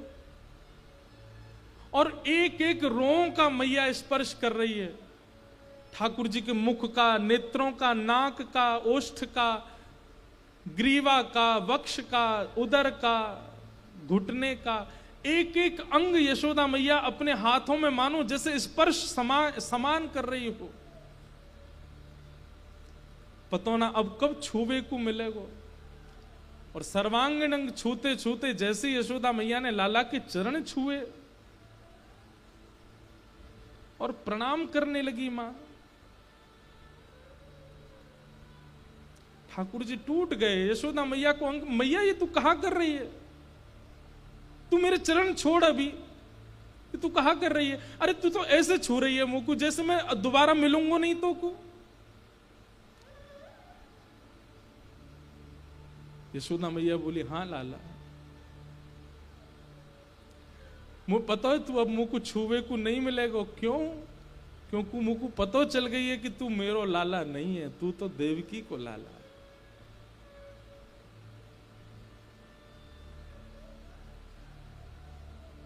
भादों की अष्टमी की रात्रि को कहा भयो मुझको अक्रूर जी ने सब बताए दिए लाला।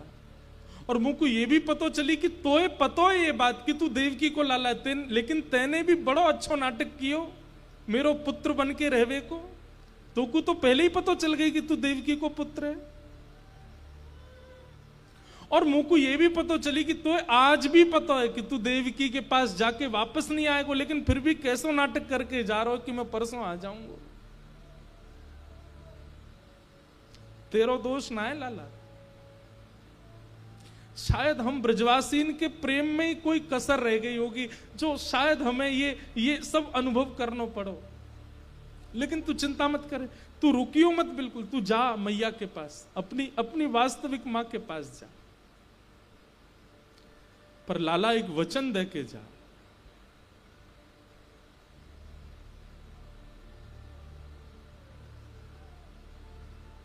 यशोदा अस्वस्थ है तू मत आइयो, यशोदा कहीं गिर गई है तू मत आइयो, यशोदा के चोट लगी तू बिल्कुल मत आइयो। लेकिन जब तू को पतो चले कि यशोदा मरवे वारी है लाला, तू वह समय आ जाइयो बस।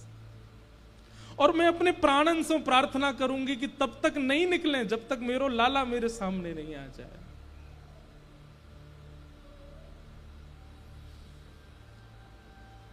तेरे कोमल हाथन में सिर रख के अपनो तब प्राण त्यागूंगी कन्हैया। खूब सेवा करियो देवकी की, खूब प्रेम करियो, वाने भी बहुत तपस्या करी जो तो मेरे पास भेज दियो, लेकिन लाला बस एक अधिकार मुंह को दियो कि मैं तेरे दर्शन करते हुए प्राण त्यागूं अपने। ठाकुर जी मानो उस समय ऐसी स्थिति में आ गए कि इसी समय प्रलय हो जाए, पूरी धरती भूचाल हो जाए, धरती कंपायमान होने लगी है उस समय ठाकुर जी के रूप को देख करके, लेकिन तुरंत भगवान ने अपने आप को समाहित किया, यशोदा मैया को हृदय से लगाया। वो बोले मैया, बोले अब कछु मत बोल लाला, तू जा, अब तो कछु नहीं सुननो, क्योंकि अब तू जो बोलेगो सब असत्य बोलेगो, या हमारे तू चलो जा, मैं कोई को नहीं बताऊंगी ये बात, तू जा। और यशोदा मैया उस अवस्था में आ गई कि ठाकुर जी सब ग्वाल बालों और गोपियों के मध्य यशोदा मैया को विराजमान करके दौड़ करके गए, रथ में जाकर के बैठ गए और कहा सारथी इतनी द्रुत गति से रथ को चलाओ कि हमें मथुरा पहुंचने में ज्यादा समय ना लगे, क्योंकि जितना समय ये ब्रज की सीमा पार करने में लगाएगा रथ, मैं उतना व्याकुल रहूंगा।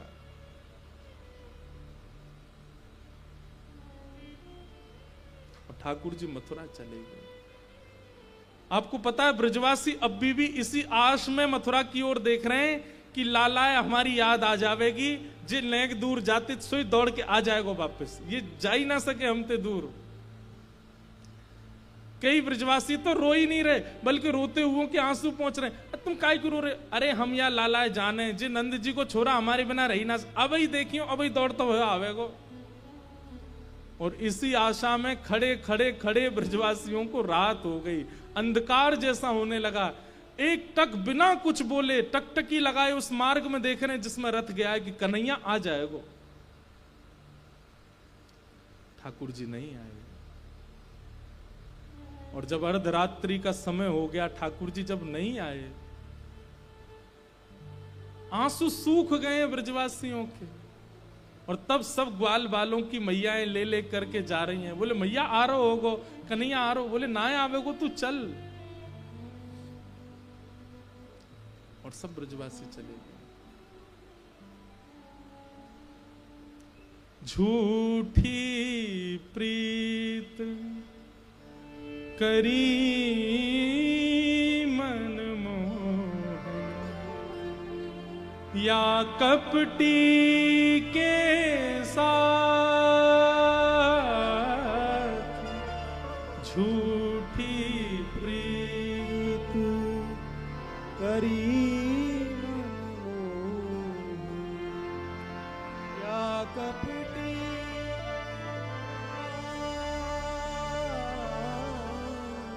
जोहत रे गई बात,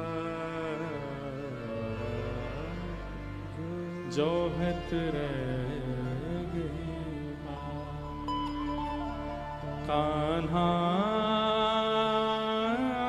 तेरी जोहत रह गई बात। बाट मतलब इंतजार, जोहत मतलब करती रह गई। गोपियां और यशोदा मैया कह रही हैं लाला हम तेरी बाट देखते रह गए, तेरो इंतजार करते रह गए, तू आयो नहीं। झूठी प्रीत करी मनमोहन, या कपटी के साथ, हमने कपटी ते प्रेम कर लियो, झूठ बोल बोल के चलो गए हम।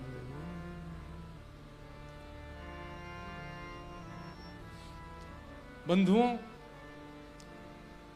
अब बनाने को तो बहुत बातें वक्ताओं के मुख में आ जाती हैं, पर वास्तव में विश्व कल्याण के लिए गोपियों ने दान किया है श्री कृष्ण का, किशोरी जी की आज्ञा पर। किशोरी जी ने आज्ञा की है कि अगर श्री कृष्ण श्रीधाम वृंदावन में ही रहेंगे तो मानव कल्याण विश्व कल्याण असंभव है। इसलिए गोपियों ने मानो अपने अश्रु जल से संकल्प लेकर के विश्व कल्याण के लिए श्री कृष्ण का दान किया है। जाओ विश्व कल्याण करो। ठाकुर जी मथुरा आ गए। मथुरा आकर के भगवान ने कुबलिया पीड़ हाथी का वध किया।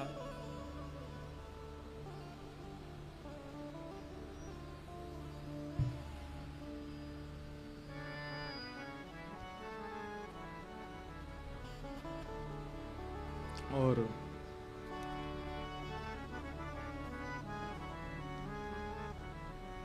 अब 9:30 तो यहीं बज गए। अभी तो उद्धव जी महाराज का प्रसंग ही नहीं आया।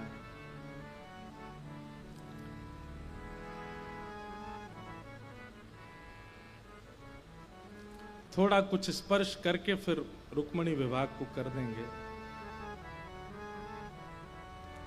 भगवान ने कुबलिया पीड़ हाथी का उद्धार किया। एक दर्जी के यहां जाकर के उसका उद्धार किया। कुब्जा नाम की एक कन्या थी, उसका उद्धार किया। धनुष भंजन किया। बड़े बड़े मल्ल खड़े थे रणभूमि में, ठाकुर जी ने जाकर के उनका वध किया। और 50 सिद्धि ऊपर बैठे हुए महाराज कंस को ठाकुर जी ने देखा। 11 वर्ष 56 दिन की आयु है श्री कृष्ण की। मल्लानाम मश निर्णीनाम नरवर स्त्रीणाम स्मरो मूर्तिमान गोपानाम स्वजनो सताम शितुभुजाम शास्त्रा सुपित्रो शिशु मृत्युर्भोजपतिर विराट विदुषाम तत्वम परम योगिनाम वृष्णीनाम परदेवतेत विदितो रंगम गतः साग्रज। ठाकुर जी अपने अग्रज भ्राता सहित रणभूमि में प्रविष्ट हुए। सबको अलग अलग रूप में दिख रहे थे, लेकिन कंस को साक्षात अपने काल के रूप में दिख रहे थे।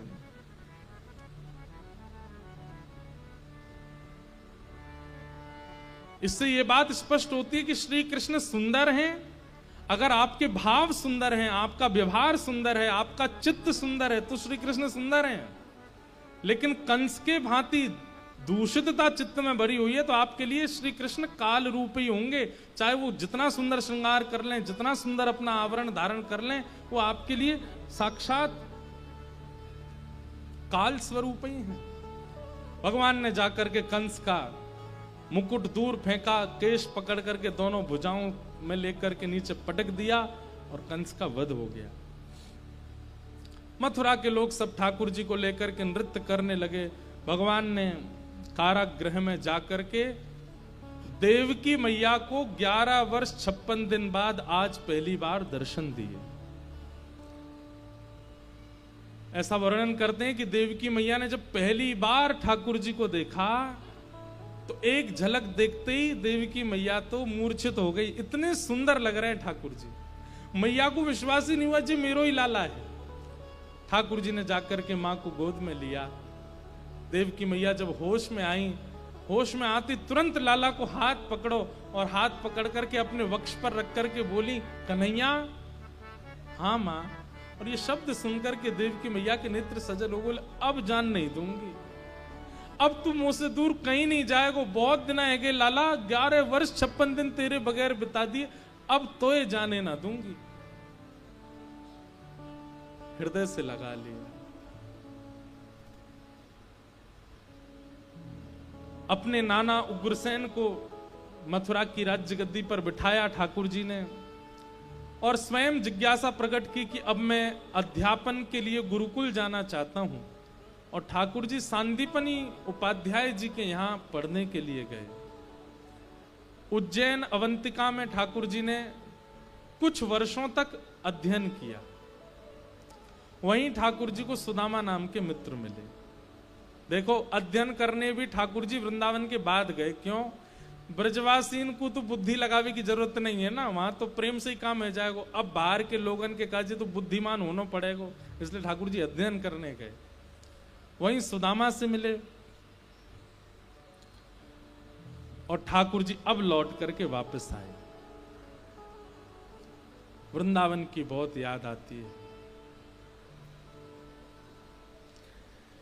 एक दिन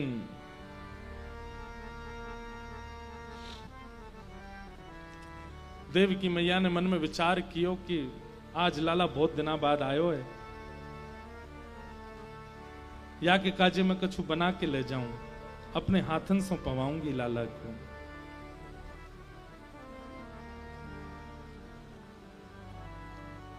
जैसे ही मैया सामग्री लेकर के गई, सामग्रियों में थोड़ा सा मक्खन लेकर के गई, और जैसे ही लाला के सामने जाकर के थाली रखी, लाला आजा मेरी गोद में बैठ जा, आज मैं तो पवाऊंगी, बहुत दिन आएंगे, मैंने तो कभी पवाया नहीं अपने लाला को। ठाकुर जी गए, देवकी मैया की गोद में बैठ गए। जैसी देवकी मैया ने थाली आगे करी, ठाकुर जी ने थाली की ओर देखा, पूड़ी है, सब्जी है, साग है, भात है, दाल है, खीर है, रबड़ी है, मलाई है, लेकिन कोने में एक छोटी सी कटोरी में माखन मिश्री रखा देखा। और जैसे ही ठाकुर जी ने मक्खन देखा, ठाकुर जी तो हुंकरियों से रोने लगे। इतनी जोर से याद आई यशोदा मैया की, रोते रोते ठाकुर जी देवकी मैया की गोद में ही लेट गए और रोते रोते कह रहे, मोए वृंदावन जानो है, मोए मैया के पास जानो है, मोए बाबा की बहुत याद आ रही है, मोए वृंदावन जानो है। ठाकुर जी के इस रुदन को और ये कहना कि मोए मैया की याद आ रही है, देवकी मैया उस समय ठाकुर जी को हृदय से लगाती है, लाला मैं यहीं तो हूं, आजा मेरे अंक में भर जा। तो ठाकुर जी चिल्लाते, नहीं मोए मैया पास जानो है। तो देवकी को अनुभव होता है कि ये यशोदा को याद कर रहे हैं। देवकी मैया तो उसी समय उठ करके वहां से चली जाती है और बाहर जाकर के वसुदेव जी से कहती है, संभालो आप, वो बहुत रोता है, उसको यशोदा की याद आती है। मैं ही अभागा हूं, मैं ही दुर्भाग्यशाली हूं, मुझे कभी प्रेम करने का अनुभव नहीं मिला कृष्ण को। वो आज भी यशोदा को याद करता है। कृष्ण की रुदन को सुनकर के बलराम जी दौड़े अपने कमरे से और दौड़ करके कन्हैया के कक्ष में गए। दाऊ दादा से गले लग के बहुत रोए ठाकुर जी, दाऊ दादा वो वृंदावन की बहुत याद आ रही है, दाऊ दादा आप ले चलो ना मुकु, वृंदावन ले चलो, मैया के पास ले चलो। ठाकुर जी ऐसे हट कर रहे हैं जैसे कोई जिद्दी बालक करता है।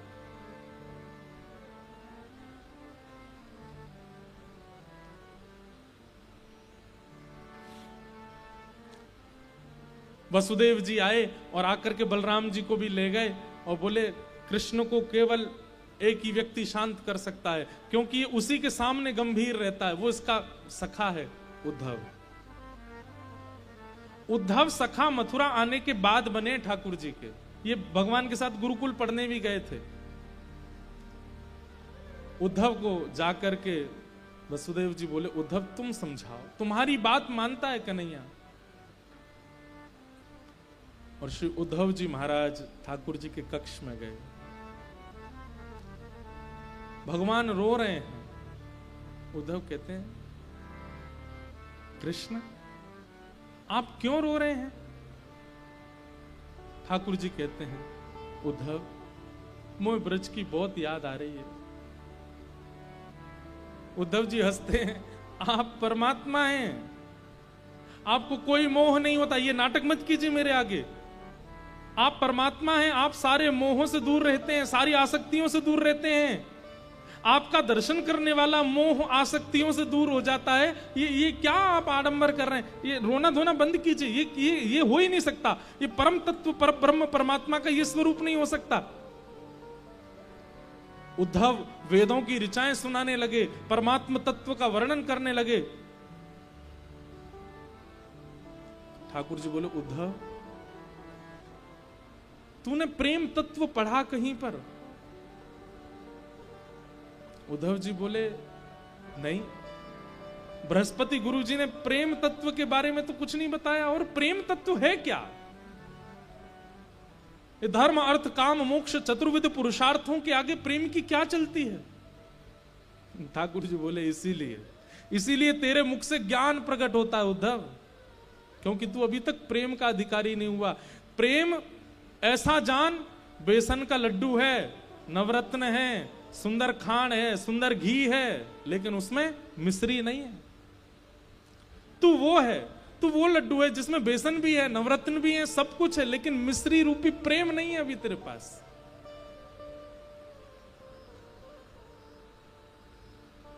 तू नहीं समझेगा। उद्धव मेरा एक काम कर, ये सब बहस की बात नहीं करनी है। मैं अगर वृंदावन गया तो मैं वापस नहीं आ पाऊंगा। मैं तो नहीं जाऊंगा, पर तू एक बार चला जा और बस देख के आ जा कि ब्रजवासी कैसे हैं। मेरी यशोदा मैया कहां बैठी है, नंद बाबा क्या कर रहे हैं, गोपियां क्या कर रही हैं, मधुमंगल श्रीदामा मेरे सखा, उनको एक बार देखा और मैं एक तुझे पत्र लिख के दूंगा, वो उनको दे आना, बस इतना काम तू मेरा कर दे। उद्धव जी बोले इसमें कौन सी बड़ी बात, मैं चला जाऊंगा। ठाकुर जी कह रहे हैं उद्धव तुझे कैसे जाना है, क्या करना है, सुन ले। उद्धव मेरी मैया से जा कहिए, मेरी मैया से जा कहिए, तेरो लाला दुख पावे, मेरी मैया से जा कहिए, मेरी मैया से जा कहिए। उद्धव कहीं ना कहीं मैया को ऐसा लगे कि मैं बहुत सुखी हूं यहाँ पे, तू मैया जाके बताए थे मैं बहुत दुखी हूं यहाँ पे, और मेरे दुख क्या हैं। बंधुओं ठाकुर जी ऐसे ऐसे दुखों का वर्णन कर रहे हैं जिन दुखों को सुनकर के सामान्य व्यक्ति को हंसी आ सकती है। ठाकुर जी कह रहे हैं कोई न मुख धोवे ताते जल, अचला पहुंच सवारे मैया, मुख धोवे ताते जल, अचला पहुंच सवारे। उद्धव तुझे पता है यशोदा मैया मुंह को नवा में ना है। अरे उद्धव तू बैठ सुन, यशोदा जी मुंह को नवा में ना है तो पता कहा करें नेक्स्ट सो लाला है मेरो, या कुछ सर्दी जुकाम है जाएगी, और मैया यों के ज्यादा नवा धुबा के तैयार करके रखूंगी तो जो गोपी नजर लगा देंगी, तो या हमारे मैया मुंह को नवा में ना है तो क्या करें पता है, तातो जल नेक नेक गुनगुनो जल, और वहां में अपनी साड़ी बोर के वो गीली है जाए, वहां तो मेरा मुंह पहुंच दे, मेरी आंख पहुंच दे, मेरे हाथ पहुंच दे, मेरे पाम पहुंच दे, मेरी छाती और मेरा पेट पहुंच दे, बस हफ्ता में 2 हफ्ता में 1-2 बार ही नहावे को अवसर है, बाकी मैया मुंह को नहावे ना है। पर यहां सुबह सुबह कोई मेरा गर्म जल से मुख नहीं पहुंचता, तो मैया को जाके बताइए कोई ना मुख धोवे ताते जल, अचला पहुंच सवारे मैया, को ना मुख धोवे ताते जल, अचला पहुंच सवारे। और मैंने ब्रज में कभी थाली में भोजन नहीं किया उद्धव। यशोदा मैया एक रोटी में माखन मिश्री लेके आ जाती है, मुझे पवाती है, अपनी गोद में लेके सारे काम करती है, पवाती रहती है, और यहाँ रोज थाली आती है अपने, मुझे तोड़ना नहीं आता, कैसे रोटी तोड़ते हैं मैं स्वयं पाता हूं, वहां मैंने कभी अपने हाथ से नहीं पाया। माखन रोटी नाम ना जाने, माखन रोटी नाम न जाने, माखन रोटी नाम ना जाने, माखन रोटी नाम न जाने, कनुआ कहे मोए कोई ना बुलावे, मेरी